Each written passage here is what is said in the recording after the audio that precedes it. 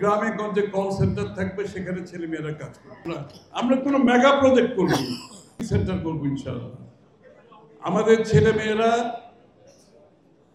Call centre, যেটা আমরা global ইন্টারনেটের মাধ্যমে সারা দেশে আমরা কল সেন্টার করবো, গ্রামে গঞ্জে কল সেন্টার থাকবে, সেখানে ছেলেমেয়েরা কাজ করবে, ডেটা সেন্টারে কাজ করবে। আমি বলবো শুধু চাকরি না, আত্মকর্মসংস্থান হচ্ছে আমাদের সবচেয়ে বড় প্রোগ্রাম।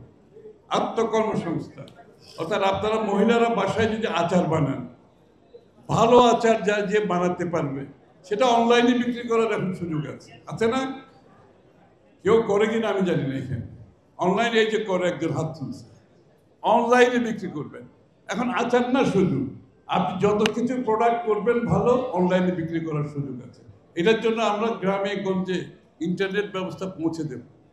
বাসায় বসে কেউ যদি একটি নকশিকাতা বানায়, সেও অনলাইনে, বাংলাদেশে না, সে অ্যামাজনের মাধ্যমে, আলিবাবার মাধ্যমে, ইবের মাধ্যমে বিশ্বের যে কোনো দেশে বিক্রি করতে পারে।